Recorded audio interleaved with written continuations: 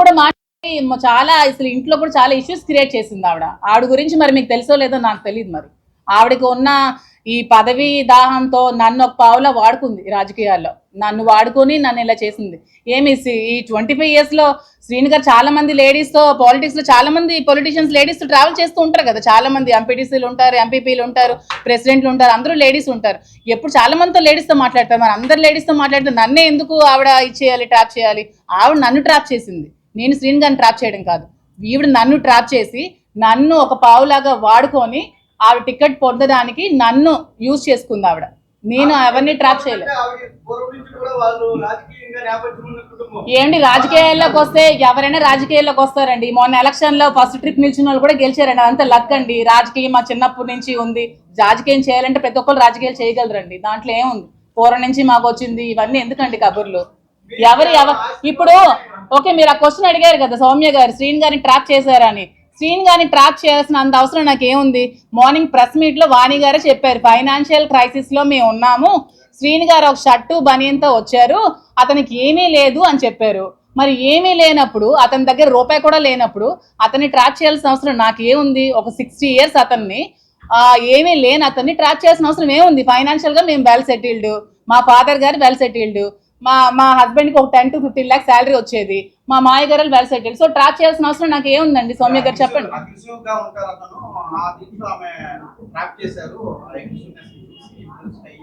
అదేనండి, ట్రాప్ చేయడానికి చిన్నపిల్లలా అని అడుగుతున్నాను నేను. శ్రీని గారు ఏమైనా చిన్న పిల్లడా? ట్రాప్ చేస్తే పడిపోతారు చెప్పండి మీరు.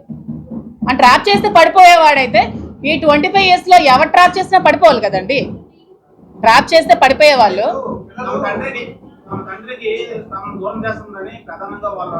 తమ తండ్రి అన్నారు కదా. ఈ 2 years లో తండ్రి ఎక్కడున్నాడో, తిన్నాడా, ఉన్నాడా, ఇల్లుందా, ఎక్కడున్నాడో, ఏ రోడ్డు మీద ఉన్నాడో ఎవరికైనా తెలుసా? చాలా మంది వచ్చేవాళ్ళు కదా అతను ఇంటర్వ్యూస్ తీసుకోవడానికి.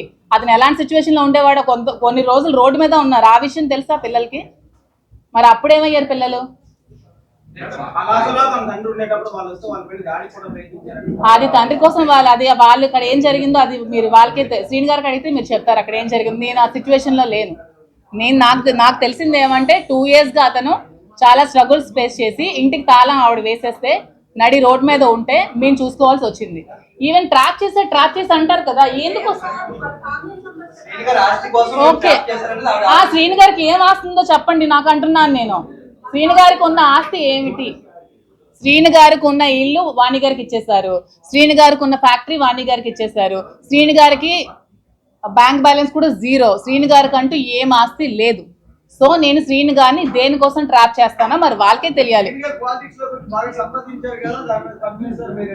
ఎక్కడ సంపాదించారంటే కొంచెం చెప్పండి నాకు కూడా, డీటెయిల్స్ ఏమైనా ఉంటే మరి ఏమైనా మీరైనా ఎంక్వైరీ చేయండి. నాకు తెలిసి శ్రీని గారు పాలిటిక్స్ లోకి వచ్చి నీతి నిజాయితీ ఉన్న నాయకుడు ఎవరైనా ఉన్నారంటే శ్రీని గారే. అతను ఏమైనా కరప్షన్ చేయరు సంపాదించడానికి.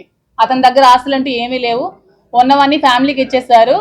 సో అతన్ని ట్రాప్ చేసి నేనేం లబ్ధి పొందాల్సిన అవసరం నాకు లేదు. నేను ఫైనాన్షియల్ గా వెల్ సెటిల్డ్. నాకు వైజాగ్ లో నాకు ఆస్తులు ఉన్నాయి. మా ఫ్యామిలీ వాళ్ళు శ్రీకాకుళంలో ఎవరికైనా చెప్తారు, చాలా వెల్ సెటిల్డ్ ఫ్యామిలీ. అక్కడ అత్తగారి ఫ్యామిలీ కూడా చాలా వెల్ సెటిల్డ్. నాకంటూ ఫైనాన్షియల్ గా నాకు చాలా అసెట్స్ ఉన్నాయి. నేను ఎలక్షన్ లో 1 crore to 2 crores నేను ఖర్చు పెట్టాను ఎలక్షన్స్ లో. మీరు కావాలంటే క్యాడర్ ఎవరికైనా అడగండి, ఎలక్షన్ ముందు నేను ఎంత డబ్బులు ఖర్చు పెట్టానని చెప్తారు. నా పర్సనల్ గా నా అమౌంట్ నేను ఎలక్షన్ లో ఖర్చు పెట్టి ఎలక్షన్ చేశాను. సో దేనికోసం ట్రాప్ చేయాల్సిన అవసరం నాకైతే లేదు. ఇది క్లారిటీగా తెలుసుకుంటే చాలా మంచిది.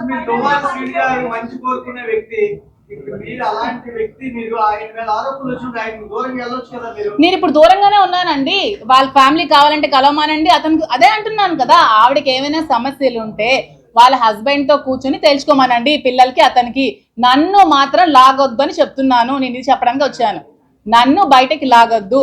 నిజంగా ఆవిడకి హస్బెండ్ తో కలవాలనిపిస్తే హస్బెండ్ తో కలవమానండి, హస్బెండ్ తో మాట్లాడుకోమనండి, పిల్లల్ని హస్బెండ్ తో కలవమానండి. అది వాళ్ళ లైఫ్, వాళ్ళ ఫ్యామిలీ మ్యాటర్, నాకు సంబంధం లేని విషయం.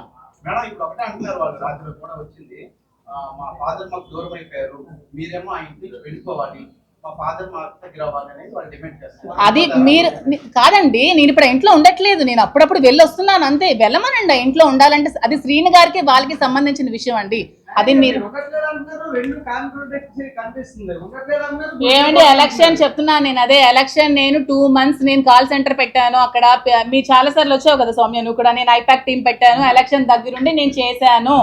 నేను చేశాను, ఎలక్షన్ దగ్గరుండి చేశాను, నేను అక్కడ ఉన్నాను, ఎవరు అడిగినా చెప్తారు నేను ఉన్నాను, ఎలక్షన్ దగ్గరుండి చేశాను, ఫైనాన్షియల్ గా నా డబ్బులు నేను ఖర్చు పెట్టుకొని చేశాను, నేను ఉండి వచ్చానని చెప్తున్నాను కదా. దాంట్లో నేను దాయడానికి ఏముంది? డబ్బు కోసం కాదంటున్నారు, ప్రేమ కోసం దగ్గర అయ్యారా?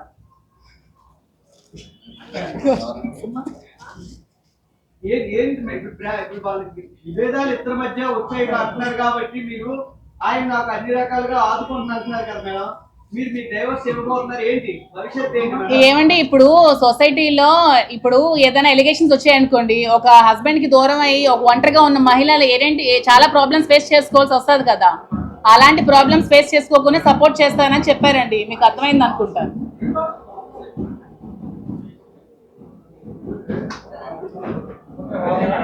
అర్థమైందా? ఇంకేమైనా క్వశ్చన్స్ ఉన్నాయా?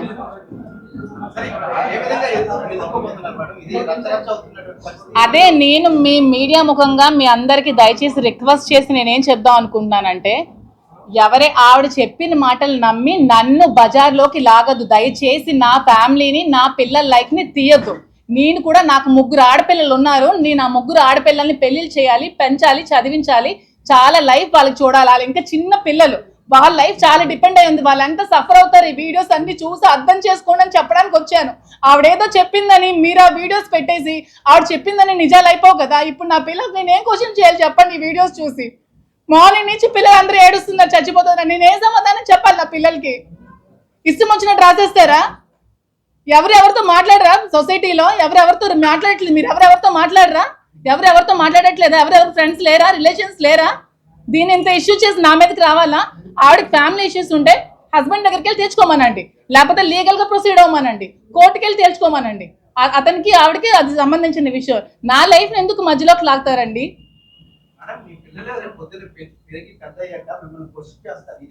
క్వశ్చన్ చేస్తే నేను ఇదే అదే ఎస్ మీరు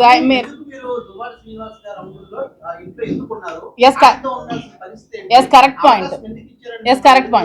పిల్లలు క్వశ్చన్ చేస్తారనే ఇప్పుడు నేను శ్రీని గారితో ఉండదామని డిసైడ్ అయ్యాను. ఎందుకంటే ఇది వచ్చిన ఈ మచ్చ ఎప్పటికీ లైఫ్ లో పోదు.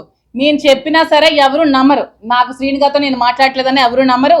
ఎందుకంటే అది ఎంత స్ప్రెడ్ అవ్వాలో స్టేట్ లెవెల్ స్ప్రెడ్ అయింది. సో ఇక్కడతో ఇది ఎండ్ అయిపోతే పిల్లలకి మంచిది, నాకు మంచిదని డెసిషన్ నేను తీసుకోవాల్సి వచ్చింది. ఉంటా, అది మేము తర్వాత డిసైడ్ అవుతాం. అది మేమంతా మాట్లాడుకుంటాం. డైవర్స్ అవ్వకుండా పెళ్లి చేసుకోకూడదు కదండి.